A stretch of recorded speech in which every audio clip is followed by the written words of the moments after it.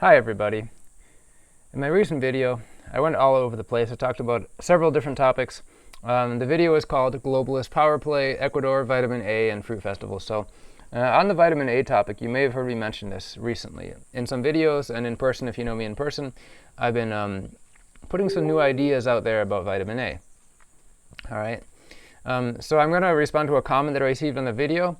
But first, I just want to describe the general premise of this vitamin A thing, where it came from, why I'm talking about it all of a sudden. Did I suddenly find a new diet guru? No.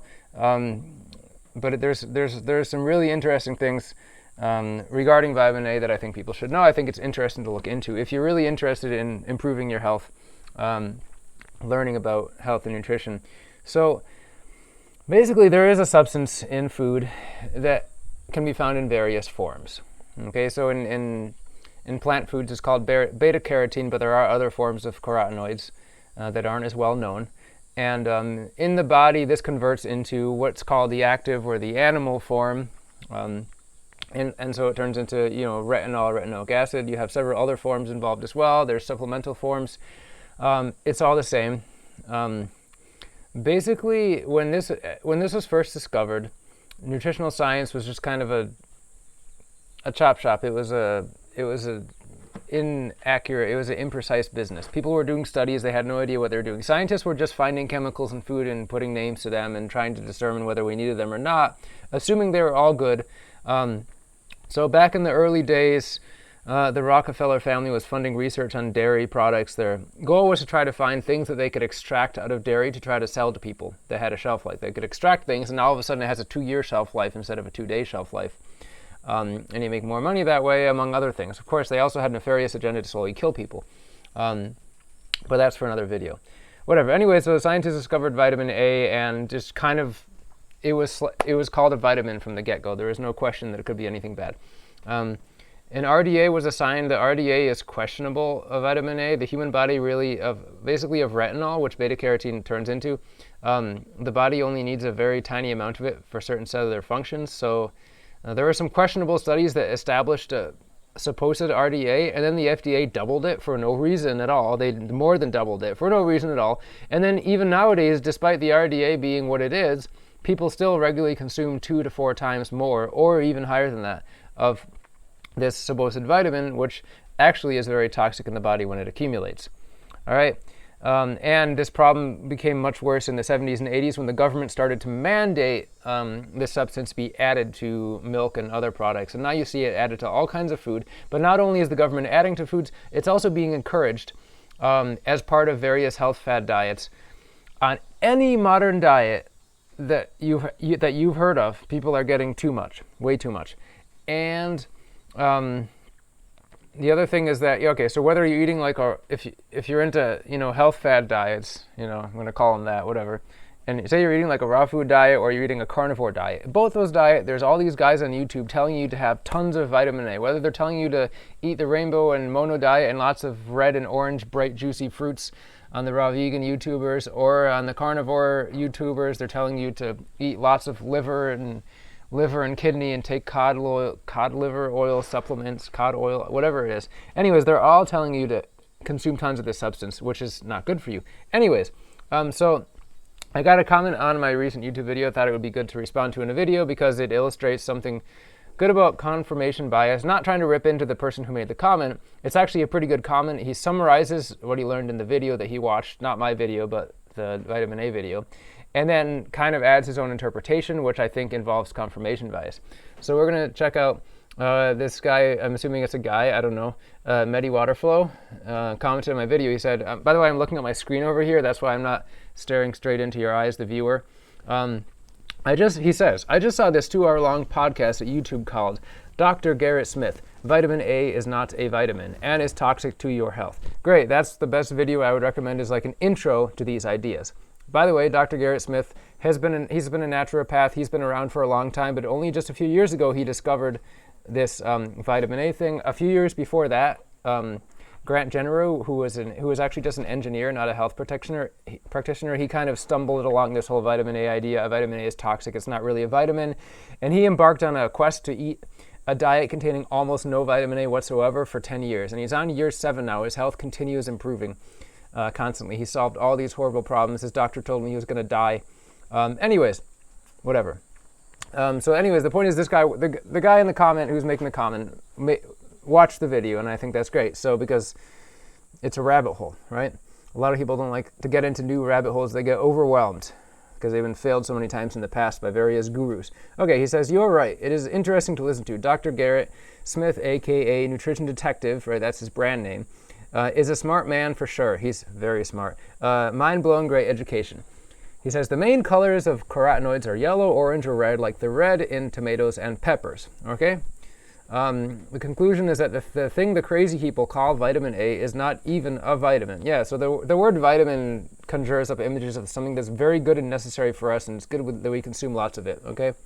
And the thing about those bright orange, yellow, and red fruits is that pretty much none of those existed more than 5,000 years ago.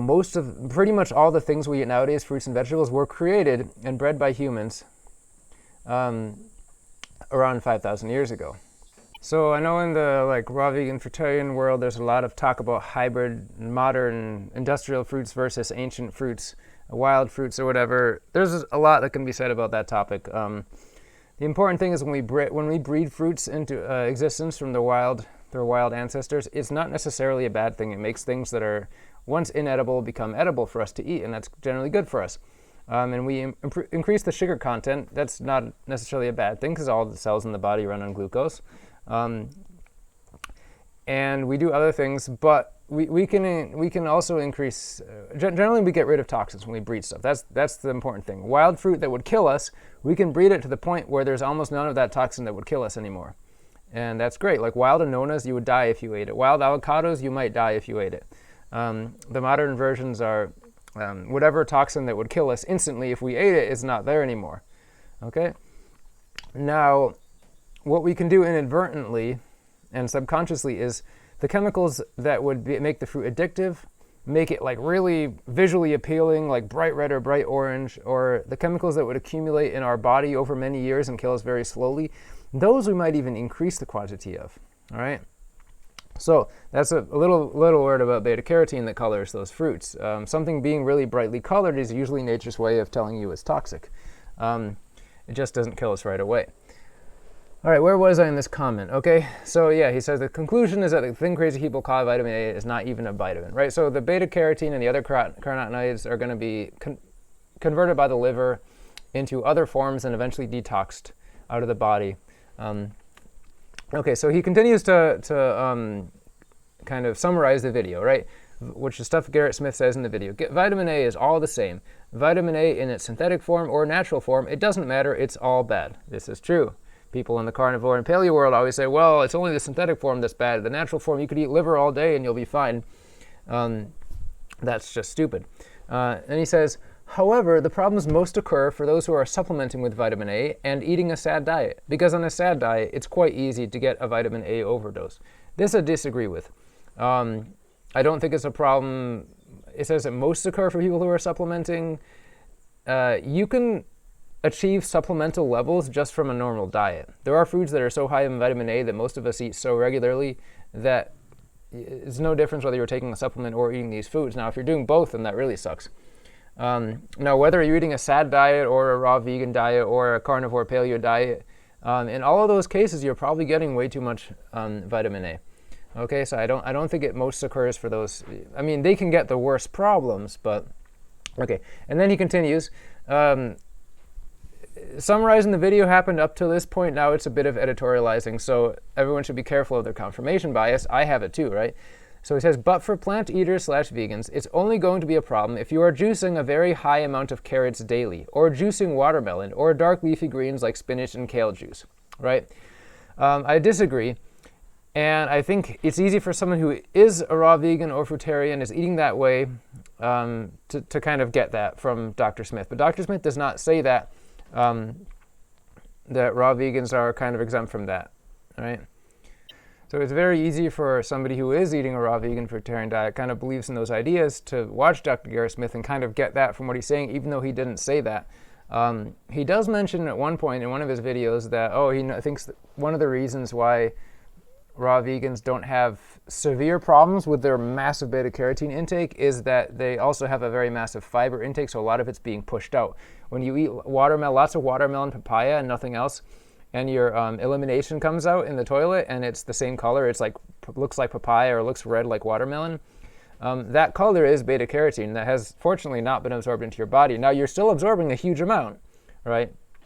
But you're probably absorbing less than somebody who's eating more slower moving foods that aren't moving so quickly through your intestines, and hence more beta-carotene is being absorbed. But he definitely does not say that that's not a problem, and there are many raw vegan and vegans who have gone to his program and paid for his coaching and started eating the diet he recommends because, they have way too much beta-carotene. Now, the other thing is, okay, so we've established that eating a diet, fruitarian raw vegan diet, you're still, I've lived with raw vegans for many years. You see how many tomatoes these people eat. They'll eat whole bowls full of tomatoes. They'll eat nothing but mangoes for a week straight. It's just all bright red and orange fruits. Some people, tons of bright red and orange fruits. And I understand, they're very delicious. But again, we bred these colors into these fruits, or they already have these colors when wild, and we made them more intense, not realizing that they come with this thing that's kind of toxic to our liver.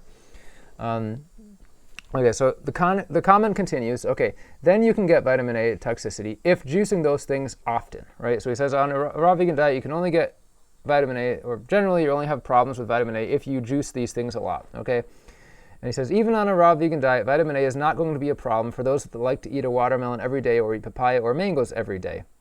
Dr. Garrett Smith did not say this. This is the person's editorializing, and this is fine. Like I said, I'm not ripping into the guy that made the comment. I'm using this to illustrate whatever diet we're following. We have confirmation bias that's going to prevent us from seeing certain things.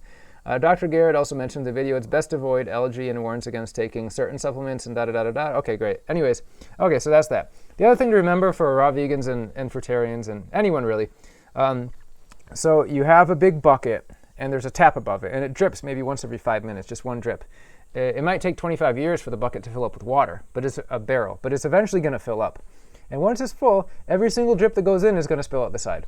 Okay, so your liver is like that. Your liver is the sewage treatment plant of your body. All the toxins go into your liver, and they get stored there and hopefully eventually eliminated. But of course, your body can only eliminate so much. So whatever can't be eliminated, that's why the liver's storing it. Once the liver has its reach, because the liver can reach its capacity, obviously. It starts to push it and store it into other areas. So people with vitamin A toxicity will sometimes tend to gain weight because the body needs more subcutaneous fat, because it'll push it to your skin, it'll push it to your fat, it'll push it to your other organs. You'll get eczema, right? That's what eczema is. Your body's pushing retinoic acid out through your skin. It's burning. Grant Genero, the engineer who discovered this vitamin A thing, looked at his eczema under a microscope and was just watching it microscopically the acid just burning bubbles through his skin and popping out. It's detox happening through the skin. And his retinoic acid is trying to come out. Anyways, so whatever your life was before, you were eating fortified dairy products for all your childhood and all kinds of stuff. It's possible your mom took cod liver oil supplements while she was pregnant, which, by the way, is linked to birth defects in scientific studies. But for some reason, women do it when they're pregnant, even though it's linked to birth defects, massive vitamin A toxicity. So then you're born and you already have a liver that's vitamin A toxic. But yeah, lots of red and orange, all the eat the rainbow propaganda. And then throughout your life, your liver gets full of this stuff. You also, maybe you consumed alcohol in the past, which also slows down the liver's detox of important things. Lots of glyphosate in the food, that also gets stored in the liver. But the main thing that the liver is dealing with is the vitamin A. So by the time you start eating a raw vegan diet, your liver is already probably pretty toxic. And you start eating a whole watermelon and a whole bunch of mangoes every single day. And sure, some of that makes its way out, but in the end, you're just adding to your liver storage of those things. So you started out. Now, I can't hypothesize if we were like living like monkeys in nature, which I don't think is a good idea anyways, but if we were, and we never got our liver toxic to that in the first place, maybe we would have the capacity and the detox potential to be eating lots of bright red and orange fruits all day, every single day, and not have any problems. Currently, that's not the case. And would that be the case? I don't know, because I don't think we had lots of bright red and orange fruits to eat non-stop all day long, all year long. ancestrally. Ancestrally is a whole nother can of worms to open. But anyways, so yeah, this comment that I just read on my YouTube video was good. The guy watched the video, summarized a lot of stuff, but then kind of put confirmation bias over some of those things and concluded, I would say incorrectly, that raw vegans will not have problems with this, because I know personally a number of raw vegans that have had problems with this kind of thing. I know people now that I see had a whole bunch of problems and still have problems. Now I'm kind of like, oh wait, those are symptoms of vitamin A toxicity. I know what problem this person has. I know people that have gone into Dr. Gary Smith's program after getting fed up with whatever problems they were having, even following a raw vegan diet, eating lots of watermelons and mangoes. There is a study of African children who, when mango season came, the only food they had to eat was mangoes because everyone was starving. So they would go to the mango tree and just eat mangoes all day long, and their skin would turn orange, and their liver would be incredibly toxic. That's when your skin turns orange from drinking too much carrot juice on a carrot juice fast. That's it. It's full. And it's like when you stop drinking the carrot juice, and your skin, after a couple of days, your skin goes back to its normal color. That doesn't mean you're in the clear. Your liver's still chock full of that stuff. It takes a long time to get it out. And if you continue eating your watermelons and mangoes all day, every day, it's going to build up and cause issues. There was something on here on Facebook that I'm going to try to find it. It was in the Arnold Ehret group. If I search Arnold Ehret and the mucusless diet, Professor Arnold Ehret and the mucusless diet healing system. Someone just posted something interesting today about this guy who apparently called himself the Mangotarian. Mangoes. There's a fruit that's bright orange and has lots of beta-carotene in them, right? Now, if anyone's watching this video and thinking, this guy's saying I could never eat a mango and watermelon again, that's ridiculous. I'm not really saying that, no. I'm talking about beta-carotene and vitamin A and how people are toxic in it, and there's all kinds of approaches you can take to this. You can go on a low to no beta-carotene, low to no vitamin A diet for a while and detox, and when whatever your health problems are kind of go away, then maybe you can enjoy some of that stuff again and not really freak out about it. So, right, so the main thing, let's see. Okay, so this guy posts in the Professor Arnold Ehret and the Mucusless Diet Healing System group on Facebook. He says, has anyone followed the Mangotarian, aka Jon Stearns? For those who don't know him, he was somewhat of a prominent thought leader in the fruitarian, raw vegan, plant-based communities. The quotes were his, not mine. He is a graduate of the Dr. Moore schools and made a living as a raw vegan health coach and iridologist. Oh, I know why he quoted that, because this is a Arnold Ehret group, and some of the Arnold Ehret people are very like fruitarian, raw vegan. Anyways, well, he is the latest to turn back on what he is preaching, and making money from years now about fruitarianism and raw veganism. Yes, he is now saying that he is no longer vegan. An excerpt from a recent post from the former Mangotarian, Jon Stearns. I found it amazing how few animal products I added to my diet, such as raw milk, raw eggs, grass-fed beef, and wild-caught salmon, helped me regain my energy, weight, and strength so quickly, right? We have seen this happen. This is still the guy's post. We have seen this happen many times. I don't want to bash Jon Stearns at all. This could happen to any of us. The thing I am not hearing, though, is the absolute pain that a person who's been fruitarian for a while would feel when returning to these types of food. Okay, a few things to unpack here, right? There's a lot to unpack here. First of all, this happens all the time. I don't know how many years you guys have been around in these various movements, right? This all the time. Prominent people, like that. It's a revolving door. And not just prominent people, normal people too, like you and me, in and out, right? So that happens, right? Why? Because they're in and out of what they go to too, right? Because they go to the carnivore paleo diet usually, because they're the kind of people that follow extremes. And not that extremes are bad, sometimes what is considered extreme is totally correct. But anyways, they go from extreme to extreme. And whatever they go to, that doesn't work out that well for them either.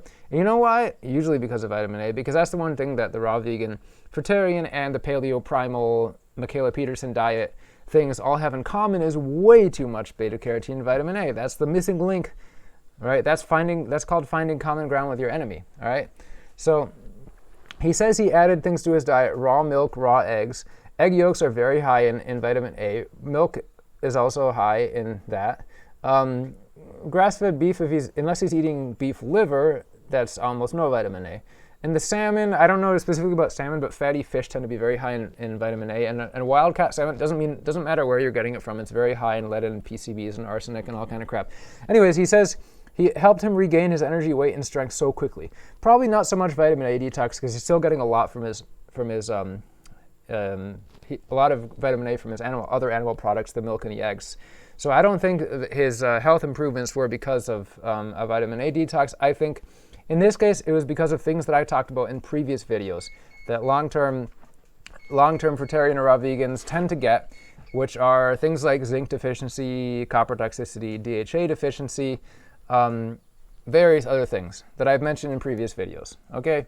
So after many, many years eating a certain way and their health starts to go downhill, eventually they will kind of admit there's a problem, I need to make a big change, and they make a big change and they jump onto some other wagon, and the other wagon conveniently also preaches very high amounts of vitamin A. So they get some benefits at first because they've corrected whatever certain deficiencies they have. But then other problems arise. So another thing to unpack here. He says, the thing I am not hearing, though, is the absolute pain that a person who has been fruitarian for a while would feel when returning to these types of foods, right? So it's implying that Jon Stearns is not being honest. He's not describing to us the pain, the absolute pain that he would have felt when eating an egg or a piece of steak or something after being a Mangotarian for many years, right? Now, I'm not looking to offend anybody. I know many vegans hold this as a belief in their hearts. It's very dear to them. It's very important, and they get very emotional when it's challenged, right? But there is a belief that if you eat mangoes for 10 years and then you eat, well, I'm exaggerating, I'm sure you eat other stuff. If you eat a raw vegan diet for many years and then you eat some sort of animal product, they'll just be intense pain, vomiting, diarrhea, horrible. You'll be near death for a few days. Okay? It seems to be a myth, okay? What I've seen online is every once in a while a raw vegan posts some like hysterical posts saying like that they fell off the wagon and ate a bunch of crap and they were just horribly sick. Usually it's somebody who was eating raw vegan and then one night they went to a restaurant and ate like fried rice and beans and spicy this and bread and fried shells of whatever crap, deep fried, the worst things you could possibly imagine. And yes, because it's horrible processed food with oils and carcinogens, and it's something their body hasn't seen in a very long time. It's something that humans have never eaten until very recently. Never. Our bodies are not adapted to eat that kind of crap at all, with all the processed additives and fried oils. We never ate fried oils until, very recently in human history. Anyways, getting off track. So that's what I've seen. I've seen raw vegans basically eating vegan junk food, binging on vegan junk food, and then saying that they were really sick for days afterwards. What I have not seen is vegans saying that they ate an animal product. Yeah, a couple times I've seen it, but in general, no. In general, I have not seen that happens. And Jon Stearns might not be being dishonest about this. He might simply have not experienced it. He may have eaten his Mangotarian, raw vegan, whatever diet for many years, and saw that he had some issues and decided for whatever reason he wanted to eat that certain list of animal products that he put on there, which I think is dumb because it's very high in vitamin A. But anyways, it may have been that he ate an egg and he didn't experience absolute pain like the person says here in the comment here. So again, it's kind of confirmation bias. The guy who wrote this comment assumes that every single person who falls off the wagon, so to speak, which is an interesting way to put it, but he assumes that every single person who does that is going to experience absolute pain, right? Someone who has been fruitarian for a while would feel when returning to these types of foods. I think it's the case if somebody eats like absolute junk food that humans have never eaten in their entire history, then they would probably experience absolute pain. In most other cases, like in Jon Stearns' case, I really doubt that he felt. In fact, anyone who's been around here in this movement for a very long time knows people who have been vegan for some years and then started eating animal products again. I know people like that. None of them have told me that they experienced pain when they did that again. Nobody's ever told me that, right? So I think that's a myth that I think people kind of hold on to. And whether it's helpful or not, I don't know. All I know is it seems to be not true. So take that for what it's worth. And, then one more thing. Actually, before I move on, the one more thing the guy says in this post, he says, it's easy to get fooled by the stimulation that these foods provide. In this case, I don't think Jon Stearns was fooled by the stimulation. I think he ate a certain way, a restrictive way for many, many years. He had certain deficiencies, which I've talked about again in previous videos, which some people are prone to. And some people don't want to take supplements, or they don't want to become nutrition gurus or spend hundreds of dollars on consults and testing and poke themselves with needles and figure out exactly what their problem is and take industrial supplements. They'd rather do something natural, and if that's eating animal products to fix their zinc deficiency or DHA deficiency, that's what they would rather do. I don't know. That's just what this guy did. And the person who's posting about it, he thinks the guy didn't have any health issues. He just got stimulated by the stimulation of these foods, and that's it. I don't think that's the case. I think the guy had genuine deficiencies, and I think he may have fixed them, but he'll get other problems because he did not stop eating very high quantities of vitamin A. I mean, if he called himself a Mangotarian, he must have been eating tons of mangoes every day for many years, okay? So his liver is chock full of vitamin A. So anything else that goes into him is going into his subcutaneous fat and his skin, and I don't know what skin problems he might have. And there's this video. So anyways, this other video that I happened to see a while ago on YouTube, it's on the Freelee the Banana Girl channel, and it says, Rawvana is pregnant and her diet is worse than ever, episode 112, okay? So she's talking about Rawvana. Now, and I want to share one more thing that I've been eating throughout my pregnancy, and that is liver. So this is liver pate. Yes, it's made from lamb liver, I believe. Oh my goodness. What can I say about this? Are you sure it's lamb? It might be beef liver. But I've been eating also chicken liver. And the way that I make it is I basically just cook the liver with onions. And then what is she doing? It's loaded with toxins. The filtration organ of the animal. You know, that's where we filter the toxins out too. And other animals. Wow.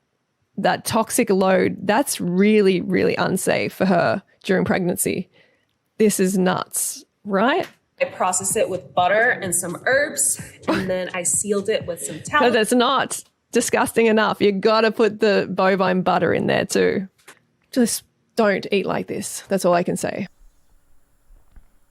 And in the video, Rawvana is talking her pregnancy diet, and there's a whole bunch of different crap, like why have so many different ingredients and things, and why not keep it simple? But whatever, that's not the main thing. The main thing is she's eating animal products that contain high amounts of vitamin A, like dairy products, yogurt, and specifically, towards the end, liver pate, liver paste. She says it's either beef liver or lamb liver, and then she also says she eats chicken liver, okay? And as Freelee correctly describes in that clip, the liver is the most toxic organ of the animals. You should never, ever eat liver, okay? The Eskimos, the Inuits, had a word in their language for the schizophrenia that was brought on by consuming too much polar bear liver. Now, a carnivore diet, people will say, hey, well, if you just don't eat a whole polar bear liver, you'll be fine.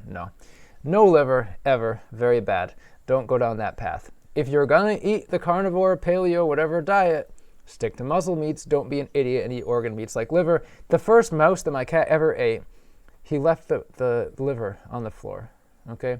Some people say, well, the liver is the first organ that animals eat. It's the easiest organ to get to. This is Dr. Smith mentioned in a recent podcast. It's the easiest organ to get to. It's big and soft and easy to chew. You open the abdominal cavity, is the first thing that's there. It's big and easy. So it's just stupidity that causes them to eat it. Anyways, it has a terrible taste. You have to learn to like the taste. It's terrible. That's probably why my cat didn't eat it. He ate every single piece of the mouse. The only thing left was a little tiny mouse liver on the floor. Whatever. I know that's an anecdote, but anyway, so Rawvana is eating beef liver and chicken. Okay, the other thing that liver has, not just huge amounts of vitamin A, but also glyphosate. She's eating chicken liver. Does she buy organic chicken liver? It doesn't matter because they always lie about organic. The chicken's eating corn that was sprayed with glyphosate. And so the chicken also has glyphosate in its liver, not just vitamin A and various other industrial toxins that find its way in there. But there are studies showing that high consumption of liver during pregnancy is very, very bad. In Finland, for example, they say women should not ever consume any liver during pregnancy. It's linked to birth defects. Is her baby going to have a birth defect? Probably not, but it just increases the risk greatly. If you consume liver during pregnancy, it's very stupid. You should not do it. But anyway, so Rawvana is an example of somebody who was eating raw, vegan, fruitarian, whatever diet for some years, and due to some health issues she was having, she started eating animal products again. There's that video of her eating fish in a restaurant. People were like, oh, we caught her, da da da. Anyways, that happened. And so she said that solved some health problems that she had, and now she's eating animal products. But she's she's following the wagon, and eating large amounts of, any amount of liver is a large amount. She's eating liver and dairy products and eggs and things that are very high in vitamin A, which, again, people will go from one diet to the other, and if they're doing the same thing wrong on all of those diets, which is eating way too much vitamin A, they're going to have problems. So her health might get better for certain reasons by switching her diets, but then it'll eventually go downhill for other reasons. And if you ate a certain diet for 8 years and you started to have problems, how long was it before you admitted to yourself that you had problems? So then when you start your new diet, you're probably still going to take you 5 years before you admit that you have problems on the new diet, and then maybe some people just give up. I know one guy who was a big raw vegan YouTuber guy, fruitarian guy, and he gave up. I know a few guys like this. They just gave up and went basically back to eating a slightly healthier version of the standard American diet. And all of them felt better, right? One of the reasons is because they had certain deficiencies that they managed to fix, but they were including a whole bunch of toxic crap in their diet again, so that's not going to last. They're going to get and the momentary improvement they get, guys, is not stimulation. I know they teach that in the raw vegan Facebook groups and YouTube groups, that anytime you eat other food, if you feel better, it's not because if you had a deficiency on the raw vegan diet. That's impossible. It's because of stimulation. No, Krakow and stuff gives you stimulation. The main reason that they'll feel better is because they had certain deficiencies that were fixed. But then, anyways, that's as much as I can say on the topic of the Freelee video. And so maybe some closing thoughts on the subject, since a lot of people seem to be interested in this recently. There's these two ways you can approach diet, which is kind of as a tool to fix your current health problems, and like what dietary methods and foods and things are you using to get results. It's a results based. And then there's the looking back to your ancestors. Like, what do you think our taxonomy, our anatomy is adapted to? What is the best diet for us theoretically? And that's theoretical, because just because you think you ate a certain way in the past for certain time periods doesn't mean if you eat that way now, you're going to feel great. Because yes, our bodies have changed gradually over tens of thousands of years, but also we have all kinds of toxic problems now that we need to treat in certain ways. So you need to balance the ancestral way and the modern results way. I remember a guy who emailed us, so the Fruit Haven email address was like, I'm a bananatarian. I think all humans are naturally bananatarians. We should eat a diet of primarily 100% bananas and maybe a few greens. And he was really kind of religious about it. And it was really interesting to read that email. But that's theoretical. That's like, he thinks that ancestrally humans ate a diet of all bananas. And that if we eat that way now, we'll be in perfect health. Okay?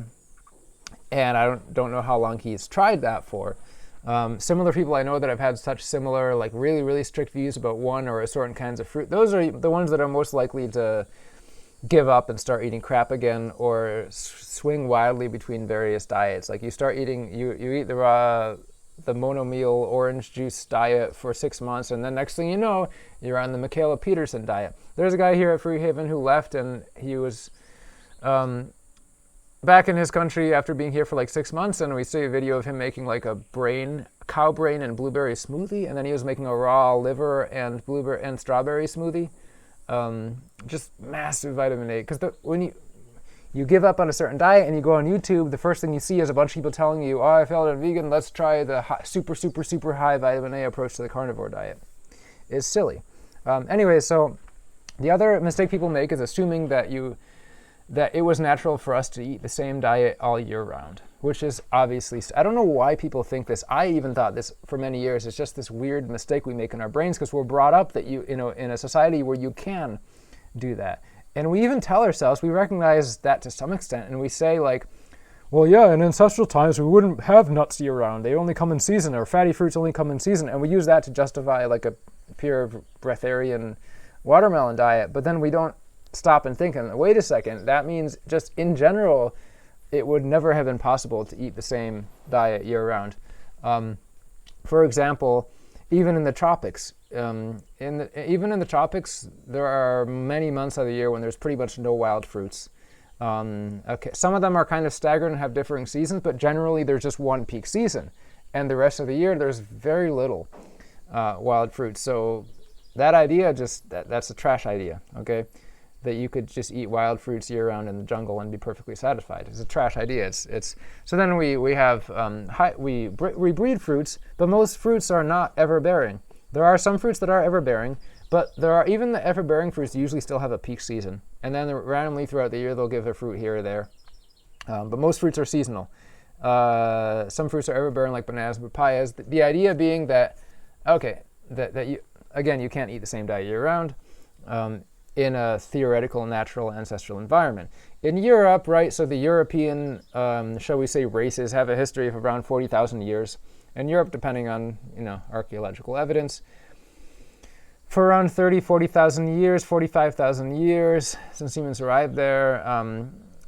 Obviously, it's very cold there. There's a winter. So paleo diet people will say, well, we ate mammoth all year round, and that's it. No. Look at the example of the black bear.